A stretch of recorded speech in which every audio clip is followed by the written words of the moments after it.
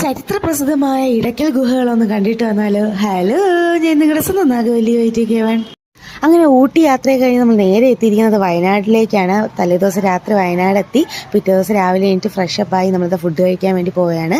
ദോശയും മുട്ടക്കറിയായിരുന്നു ഫുഡ്. അപ്പോൾ അത് കഴിഞ്ഞ് അന്നത്തെ ദിവസം വണ്ടി ഓടിച്ചത് പപ്പയാണ്. പപ്പ 9 വർഷം KSRTC ഡ്രൈവറായിരുന്ന ആളാണ്. അപ്പോൾ അതൊക്കെ കഴിഞ്ഞതിന് ശേഷം നമ്മളിത് ഇടയ്ക്കൽ ഗുഹയിലേക്ക് എത്തി. അപ്പോൾ ഈ സ്റ്റാർട്ടിങ് പോയിന്റിൽ നിൽക്കുകയാണ്. അപ്പോൾ ഇതിൽ നടന്ന് പോകുന്ന സമയത്ത് കുഞ്ഞു കുഞ്ഞു കച്ചവടക്കാരൊക്കെ ഉണ്ടായിരുന്നു കേട്ടോ. അപ്പോൾ അതൊക്കെ കണ്ടു നമ്മൾ മുകളിലേക്ക് കിടന്നു. ഒരു സൈഡ് ഒരു കാട് പോലെയാണ്.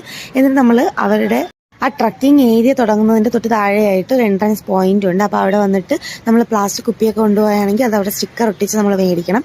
എന്നിട്ട് തിരിച്ചു കൊണ്ട് കൊടുക്കുന്ന സമയത്ത് നമ്മൾ കൊടുത്ത ക്യാഷ് അവർ തിരിച്ചു തരും. അങ്ങനെയായിരുന്നു. അപ്പോൾ അതൊക്കെ കഴിഞ്ഞ് നമ്മളിത് മുകളിലേക്ക് കിടക്കുകയാണ്. നിങ്ങൾ ഈ കാണുന്നത് പോലെ സ്റ്റെപ്പും അങ്ങനത്തെ.